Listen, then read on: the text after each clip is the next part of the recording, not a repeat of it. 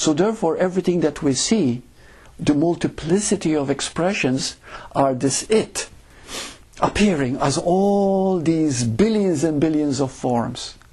But it's all made up of that same one being. You see? Now when you understand being, you understand everything.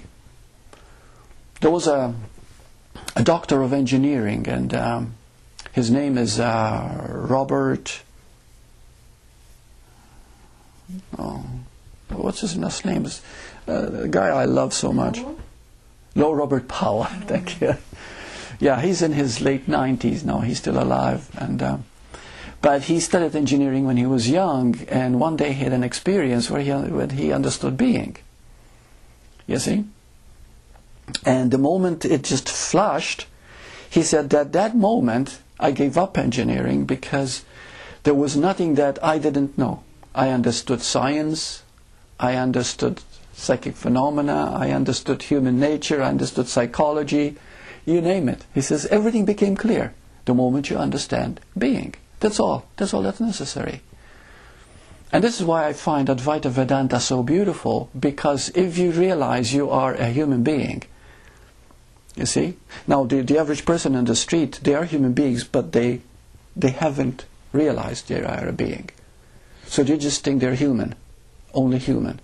And so that's why they suffer. But the moment they realize that they are a being, you see, then the human becomes a shadow, an appearance of that being. Excuse me. It becomes an appearance of that being. You see, and the moment you understand that, there is nothing that you don't understand. Nothing.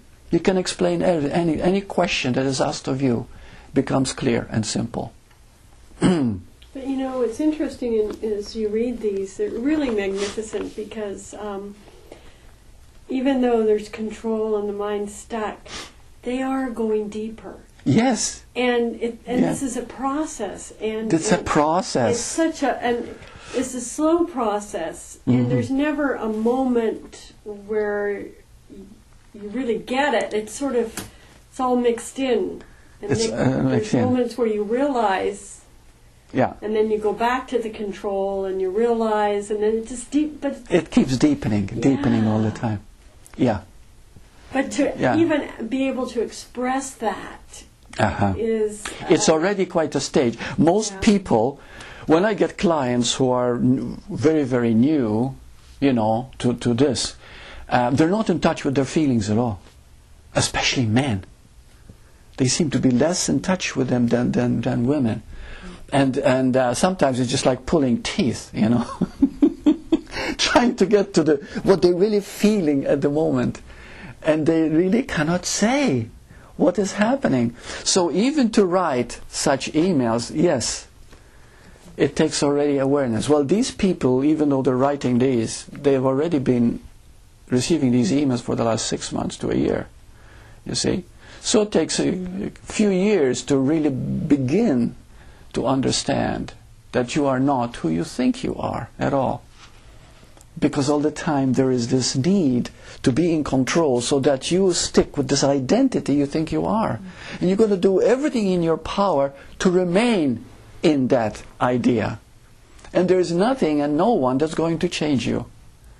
You're going to stick with it until, and that's what we're going to discuss next, until you either suffer great pain, or you begin to see the helplessness of the human attempt to control. And so that's what I'd like to discuss next. Is, well? I said, or both. Or both. Or both. And both. Yeah. And both. Not all. And. Yeah. Sometimes if you still want control, though, let's say you go through a lot of suffering, to great pain, you still want to be in control. And then you suffer a nervous breakdown. Or you just simply go insane, goo goo gaga. You see, you lose it. We call it, you lose it.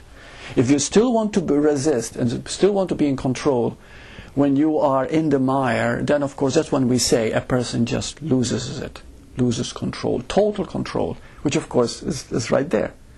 You see? Because you lose your being, so to speak. You block it completely, because the only real control is being. Well, who the heck is keeping your heart beating now? Being. Your cells changing, your blood circulating, your brain thinking, speaking, the voice, communicating, seeing, senses. It's all done by being, pure consciousness. You see? But being means being, to be, you see? Which means surrender, which means allowing, which means accepting, which means love. You see? And when you don't have that love, nothing will work in your life. Nothing. It's not possible. There was a story of a young man. He was barely 43. He was extremely wealthy, extremely powerful. As a matter of fact, you can find him. His name is Lester. Levinson. There we are. Lester Levinson. He was 43, suffered a massive heart attack. And this man, when he suffered this massive heart attack, he was in such poor shape that the doctor said, well, there's nothing we can do for you right now in the hospital, you can go home, but don't even bend over to do your shoelaces because you can keel over and die. So they said you gotta get loafers and don't go up the stairs unless you have to. And there he is, a virile man, fantastic energy, he's got wealth, he's got power, he's got everything, and now it's taken him. So he had to retire to his room, sit in a chair. And he found some morphine pills, and he says, well, I'm going to take these, and whenever I feel I cannot stand it anymore to live like this, you know. So the moment he found these morphine pills, he figured, there's a way out after all. I can always take them, and it's a beautiful way to die. Have you ever taken morphine? Yeah, I have too, and it's a beautiful feeling. You go into being, you know? Yeah. Okay, we all have. Good. Yeah. Best drug. Oh, it is wonderful. Seriously? Yeah. Yeah. So anyway, so he had these morphine pills and he kept them aside and he said, well, you know, if anything, you know, if I can't take it anymore, I just swallow them and go to sleep. And everything is over.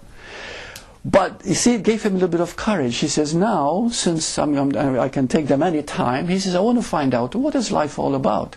What am I here for? And it gave him some new energy. So he was able to walk after a while. He went to libraries, researching. Anyway, I just want to make this very brief. And then he realized that the only time that he felt happy was not when he was loved, because he was loved by many women. It was when he loved, which is being. It wasn't loving or being loved to give you this happiness. It is the capacity to love.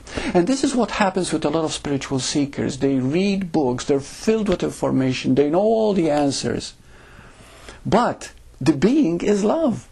That's all it is, just love. That's the power, that's the force, that's the energy.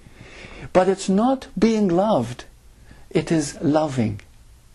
See, when Ramana Maharshi looked at anyone, he saw himself. He was just pure, pure love. And anybody that was close to him would feel it. He was so dynamic. And the same with Jesus, I'm sure. Even though it's 2,000 years ago and we don't know much about him. But I'm sure that this is the power that he had. He had so much love. But that love was not doing anything with it. His being was that love. Because whatever he looked at, he saw himself. You see? So that's what being is. Being is that love. Anyway, so he woke up. He had a realization. And is he still alive? No. Oh, he passed away. He was in his 80s, wasn't he? I'm not really sure. Yeah. But I think I've heard he was no longer living. He was no longer living, eh? But he was in his 80s. Now, there's a man at 43 told that his life is over. And he lived to be healthy until his late 80s. Now, there's a perfect example. And he called it the release technique. Now, what is the release technique? The release technique is what I do in what we call in super sentience. Okay? is to release what you are feeling inside and to see it for what it is and to go deeper.